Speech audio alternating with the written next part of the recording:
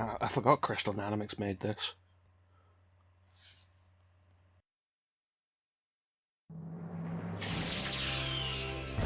Pretty nasty, huh, Fargus? What should we name that one? Shatner's toupee? What do you think, Sid? Let's see another one, Nikki. Oh, heck, why not? You know, if there's one thing you never really expect out of a video game, it's for one of the first lines to be a comment on William Shatner's fake hair. It needed more firepower. Yeah, really blast one. Well, which one should I do? This one. But this is a 10th level spell. We ain't got all day. Yeah, let's go, Toots. What year did this come out?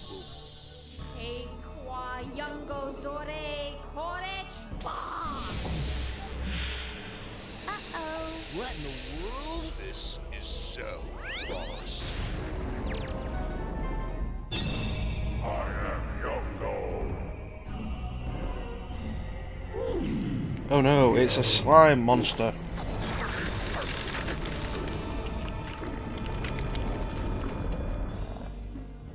Oh, I wasn't expecting That that. was fun. Horrible, but fun. Okay, Toots. Make with the get rid of the giant monster spell. I don't know that one. Check the book. Check the book. To get rid of Yungo, seek a boon from the wishing engine. A boon? What the heck's a boon? A wish, you idiot. And look, here's a map. Let's go. 1996, wow. Considering that, looks better than I would have expected. Hey guys, back with another weekend one-off playing Pandemonium on the PlayStation. This is a game that a bunch of people have fond memories of. I don't.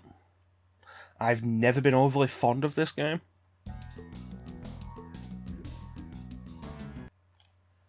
Not entirely certain why, but, you know, let's see if we can find out. One thing I will say, though, this is a 2.5D game, and it has that style of 2.5D that I do actually really like, that I wish we saw more of these days. Whereas, like, yeah, no, you can only move left and right, but, you know, we've actually made use of 3D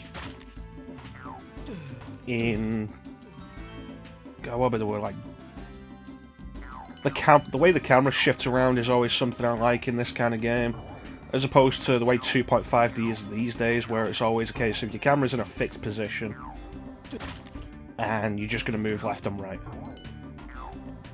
Whereas this has... it's more dynamic, and I like that.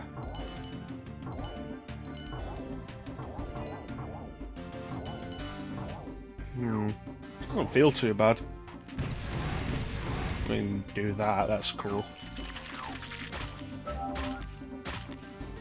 So the FMV didn't look too bad for 96, but this is very much 1996.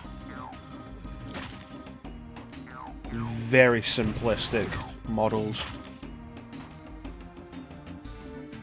You forget, but like, when the original Resident Evil came out in 96, you forget that those were actually like some of the best graphics at the time.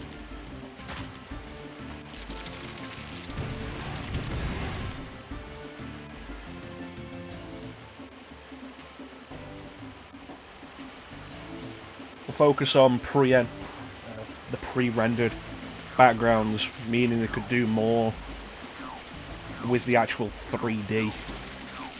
Back at a point when a lot of developers were still learning, the PS1 really did let them do more with it. There we go. Yeah, it seems pretty simple. So I've played this in bits over the years. Never really liked it, never really done it past, I think, like the second level. I'm not getting those birds now. Like I say, I'm not entirely certain why. Oh, there we go. I'm not entirely certain why I've never liked it. Because I've played other games like this on the PS1 that I've quite enjoyed. Tomba 2. One of the best examples, known as Tombi in Europe. Like, Tomba released in the US, and Japan as Tomba, released in Europe as Tombi. And Tombi 2, and I have no idea why. I quite enjoyed that. Klonoa is another game like this, and I've really enjoyed that with the 2.5D design.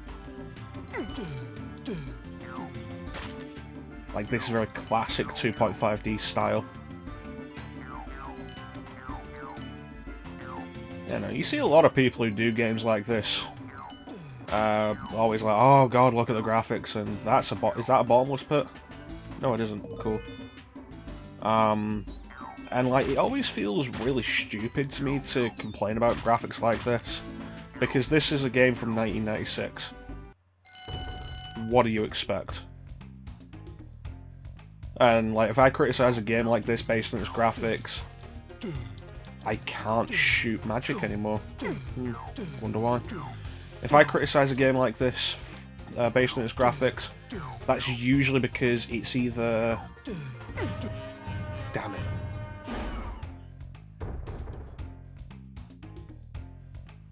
Usually because it's either like ISO levels, or like the graphics are just really difficult to make out.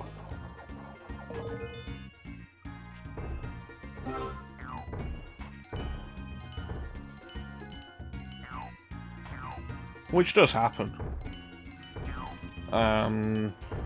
Back when we did Countdown Vampires, the game itself didn't look bad, but the way it was designed made it really hard to make a lot of stuff out. Which becomes a problem. You have a similar issue with a lot of more modern games as well, where it's hard to make stuff out. So you can have like the over-designed games. One of my few criticisms with the Resident Evil remake, I feel like some of the environment designs are a little too busy, and can make it hard to pick out the stuff that you need to pick out. The game looks fantastic, but there's a lot going on in those environments.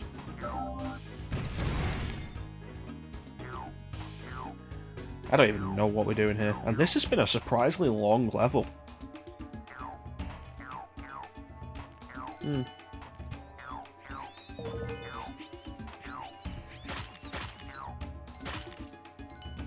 Damn.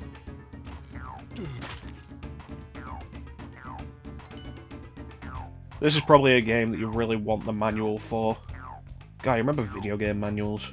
I used to love video game manuals. Like, you'd go out to the game shop and you buy a game, and then read... Come on, why can't I do this jump?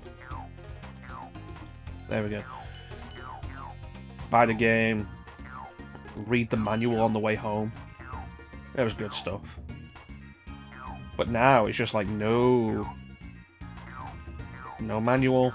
You're lucky if you get anything in the box. In that case, why are the boxes so big?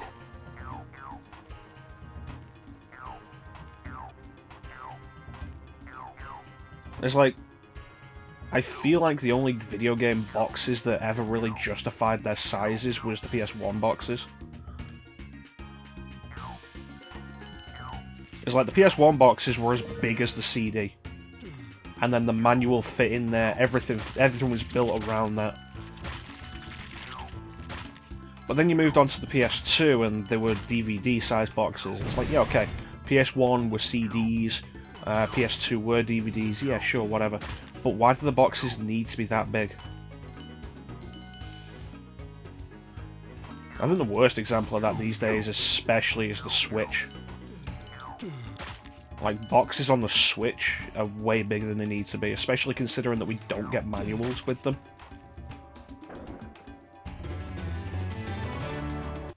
That wasn't too bad.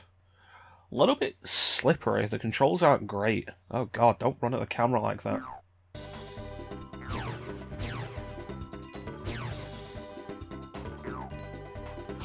Like, it's a little bit finicky to do precise platforming.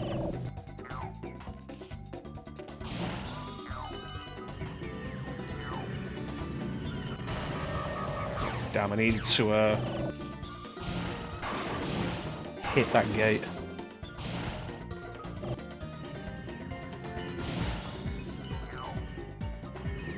Oh, that's not good. Did it again.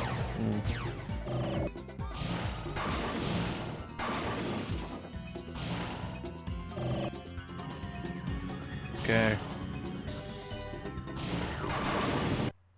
Yeah, I have no idea how to do that.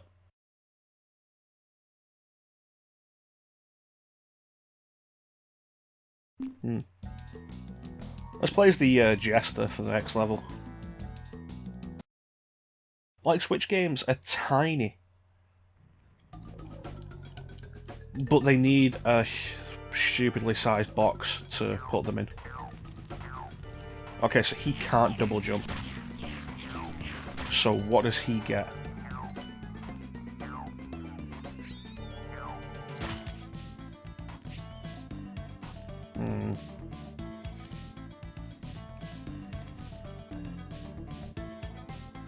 I don't know, I do kind of miss video game manuals. And like, I remember when they got rid of them, they started appearing less and less. And the excuse that you heard was to save paper. And you know that is not the reason. Because you can never trust video game publishers.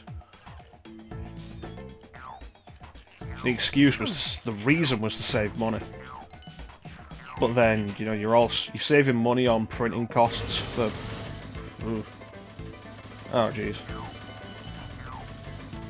You're saving money on printing costs, but then you're also not lowering the price to compensate for that. So, more profit for less work.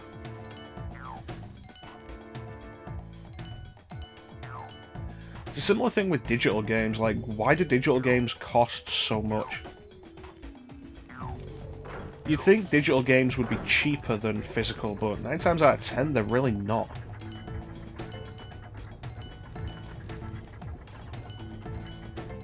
I don't mean like physical games losing value over time while the publishers are able to control the prices of digital games and keep them at full price for as long as they want. No, I mean like release day. Digital games are more expensive than physical.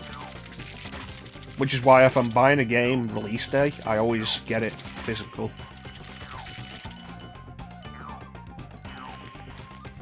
Damn.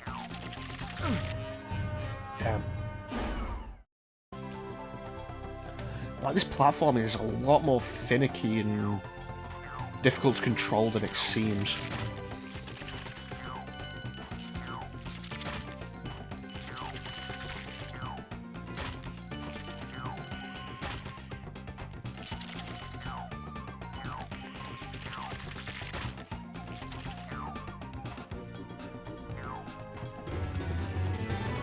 That level was a lot shorter. Let's go back to the girl. She has double jump. It seems alright, nothing great. Would have been a nice distraction at the time. That's kind of it. I never actually owned Pandemonium myself. I only ever played it at a friend's house as a kid. And I didn't think much of it at the time. And then they ended up at the point where I could own it. As like, I've got this on PSN now. This is the PS1 Classic version. And it goes really cheap.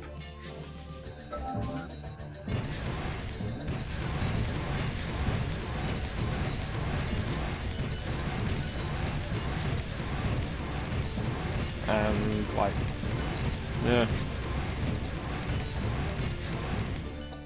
It's decent, it's not amazing. I don't know, maybe if I played this as a kid, I'd have nostalgia for it that would justify the whole thing for me.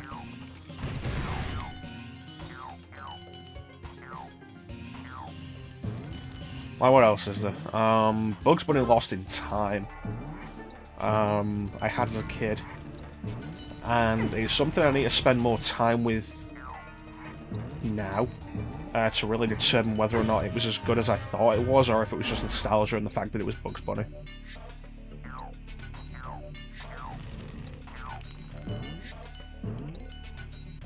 Because like, I was also the kid that liked driving levels in games. Whereas like now, like, that's why it came up fast. Whereas like now, like driving levels in a game that isn't focused around it, it's always a little worrying. That fire has a big hitbox.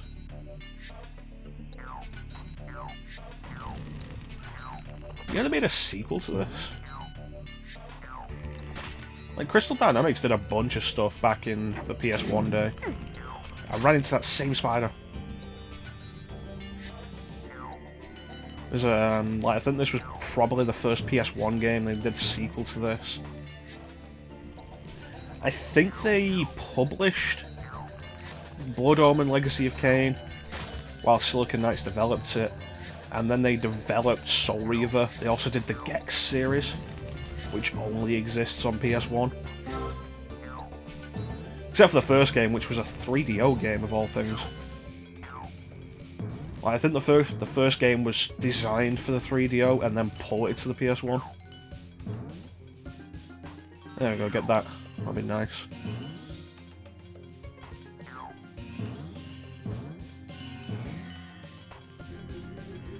Like, the Gex series never went past the PS1.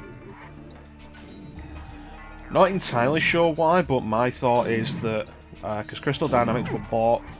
Oh, there's a platform you can walk across there, alright. It's kind of hard to see. Oh.